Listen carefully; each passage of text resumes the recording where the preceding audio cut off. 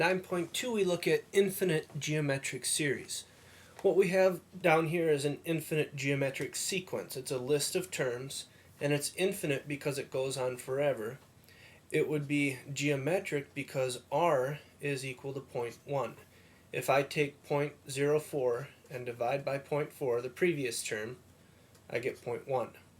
0.004 divided by 0.04, the previous term, is 0.1, and so on. I can take any term and divide by the 1 in front of it, and I get a common ratio of 0.1.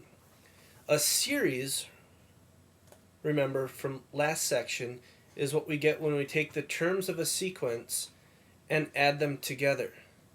This is an infinite geometric sequence because we continually add more and more terms.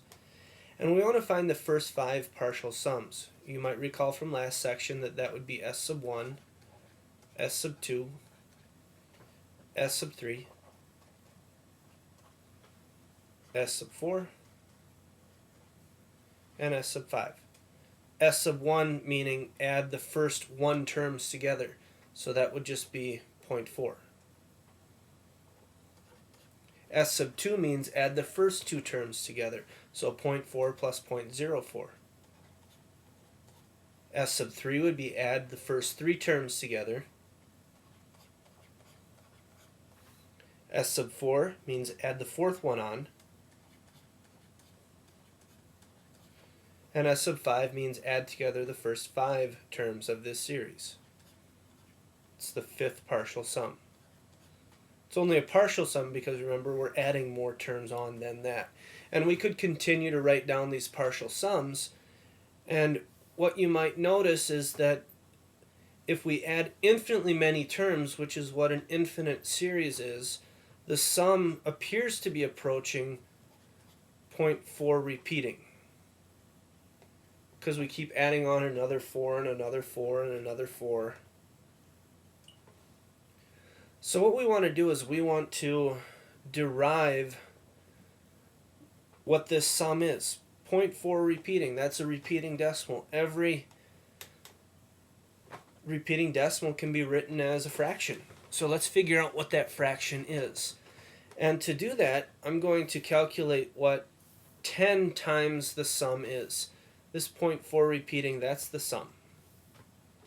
So 10 times that would be 4.44444, and so on. 4.4 repeating. And then I'm also going to write down what S is. S is 0.44444, and so on. And notice what happens if I subtract these two quantities. The right-hand side, the decimal part, is the same in both of them. That's going to go by. It's going to disappear. We're subtracting it off.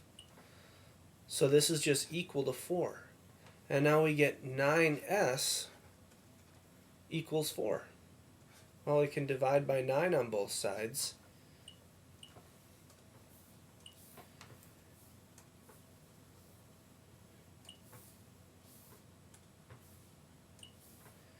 So the sum of this infinite geometric series is s equals 4/9.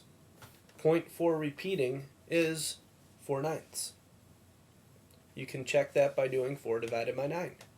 So that infinite series, 0.4 plus 0.04 plus 0.004 plus yada yada yada, that is equal to 4/9. The reason that happens is because the terms that we're adding on are getting infinitely small. Every additional term that we add on, we're getting smaller and smaller and smaller quantities, so we're getting closer and closer and closer to this 4/9 value. Now, let's switch gears here and look at the 9.2 investigation. And we start out by looking at that series that we just dealt with. For 0.4 plus 0.04 and so on, that sum is 4/9. Step 1 says to take that sequence, identify the first term. Well, the first term, that should be pretty easy to figure out. We get u1 is 0.4, and the common ratio, we found that was 0.1. The multiplier was 10 that we used when we found the sum. How is that derived from r? Well, r is the same thing as 1/10. Multiplier of 10.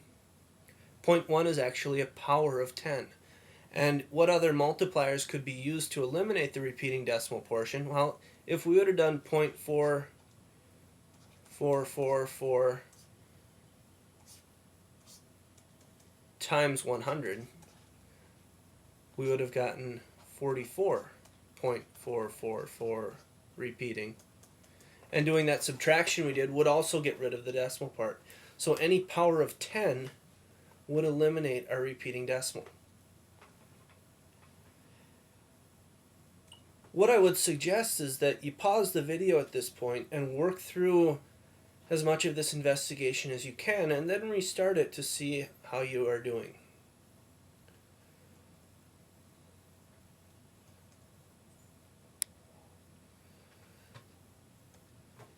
So now step 2 says to use the common ratio instead of 10 and solve for s again.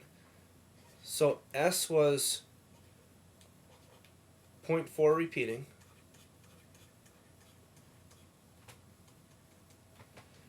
0.1 s says use the common ratio, which is 0.1. We get 0.044444 and so on. When we do this subtraction, we get 0.9s, 1 take away 0.1, and then the 444 repeating gets canceled out. We're left with 0.4. Divide by 0.9, s is equal to 0.4 over 0.9. Well, that's 4/10 divided by 9/10. That simplifies to 4/9. We can take that decimal point and move it over 1 on both the top and the bottom, in essence multiplying the top and the bottom by 10. Now it says to do the similar thing with 0.9 plus 0.09 plus 0.009. So it says identify the first term. U sub 1 is 0.9. R is 0.1 again. We can do 0.09 divided by 0.9, etc. But there is a common ratio, and we're going to repeat the process that we did here. We're going to take the sum,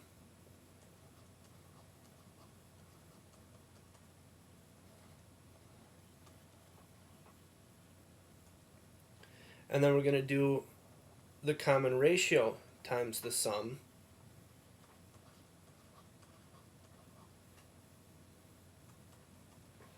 and we're going to subtract the two. We get 0.9s equals 0.9. Divide by 0.9. So 0.9 repeating, according to this, is really the same thing as 1. Because 0.9 divided by 0.9 gives us a sum of 1. And that should kind of make sense. 0.9 repeating essentially is 1.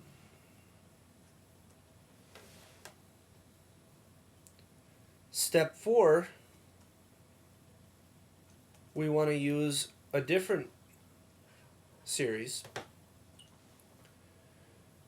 We have the sequence 0.27, 0.0027, and then 4 zeros, and we want to find the sum of the series. So what the sum is equal to is 0.272727 so on and so on. It's 0.27 repeating. We want to find what this series is equal to. The first term is 0.27. The common ratio is 0.01 here. We're taking 0.0027 and dividing by 0.27. So that becomes my multiplier.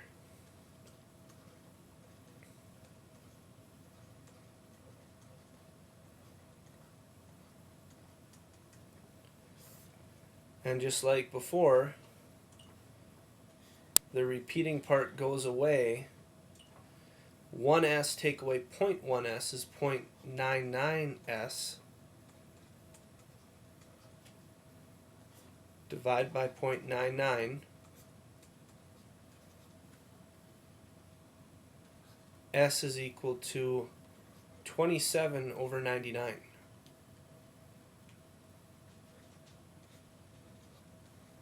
And that's reducible. They're both divisible by 9.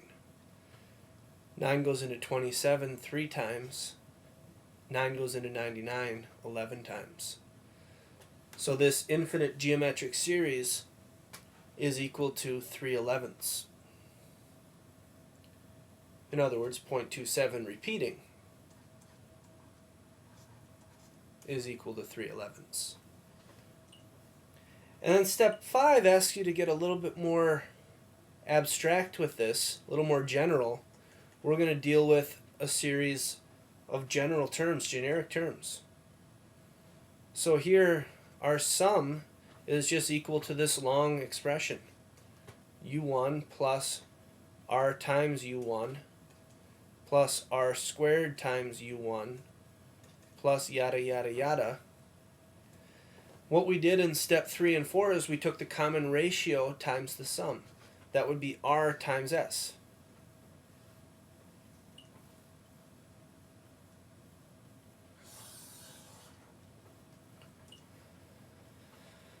And so we do r times each term of this series. R times u1 is r times u1 plus r times the second term. R times ru1 is r squared u1, and so on. Next one would be r cubed u1, and then r to the fourth u1. And what happens is, similar to the last problem, when we subtract, this repeating stuff goes away. And I'm left with s minus r times s equals u sub 1. And then the left-hand side, an s can be factored out of those two terms. I can now solve for s by dividing by 1 minus r.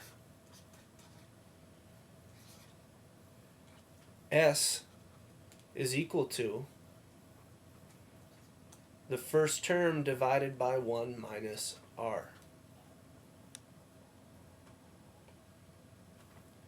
And that's essentially what we've been doing with all of these problems. We took the first term, 0.27, and divided by 1 minus 0.01. In step 3, we did the first term, 0.9, divided by 1 minus 0.1, the common ratio. In step 2, we did the first term, 0.4, divided by 1 minus 0.01, 0.9. And this is a rule that we can use and follow when we're finding the sum of certain infinite geometric series. And we'll look at which ones we can use in a moment. So step 6 asks you to look at a variety of r values. So look at r values that are negative. Look at r values and build a sequence and series for these.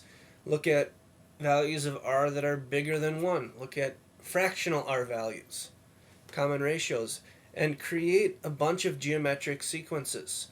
and then look at the partial sums that you get. Pause the video and do that. What you should find is that for R values that are greater than 1, the partial sums get bigger and bigger and bigger and bigger. For values of R where they're between -1 and 1, you end up getting series that converge to something where the terms that we're adding on are getting smaller and smaller and smaller. And that leads us to the theorem for convergent geometric series, infinite ones. An infinite geometric series is convergent if the absolute value of the common ratio is less than 1. That is, the absolute value of R is less than 1. And if that's the case, the sum of infinitely many terms will be given by the formula that we have previously found in the investigation. U sub 1 divided by 1 minus R. Again, this only works when the absolute value of R is less than 1. So, here is a sigma notation. It's infinite series. It's going to infinity. Let's write out what the terms would be. So we start by plugging in n equals 1. 1 minus 1 is 0, so we have 0.3 times 0.1 to the 0 plus 0.3 times 0.1. Then after we plug in 1, we're plugging in 2. 2 minus 1 is 1 plus 0.3 times 0.1 to the second plus yada yada yada. It's infinite, remember. This is 0.3 plus 0.03 plus 0.003. This sum expressed as a decimal is 0.3 repeating. And hopefully you recognize that decimal as being 1/3. We're going to use the infinite series formula to show that this is 1/3.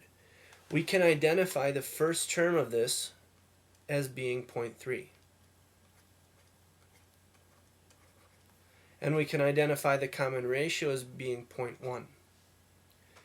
To find the sum as a ratio of integers, we're going to do u sub 1 divided by 1 minus the common ratio. So 0.3 divided by 0.9. Move the decimal place over on the top and the bottom. That's 3/9, better known as 1/3.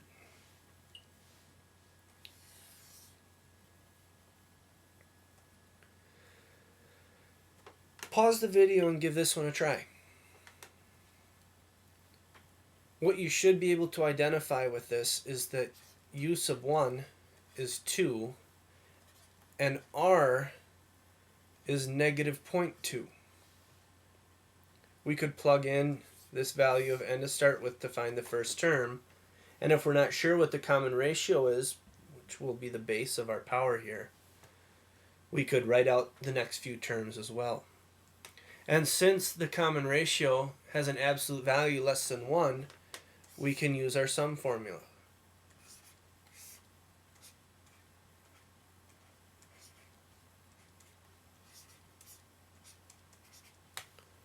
And just like with the previous ones, I'm going to multiply top and bottom by 10. So I get 20 over 12, which is better known as 5/3. But one thing to notice, I'll step back here to our sigma notation, is that this series is an alternating series. We get 2 minus 2 times 0.2 plus 2 times 0.2 squared, because remember, a negative number to an odd power is negative again. A negative number to an even is positive. So this thing is an alternating series. We get 2 minus something plus something minus something, and that's what happens when the common ratio is negative.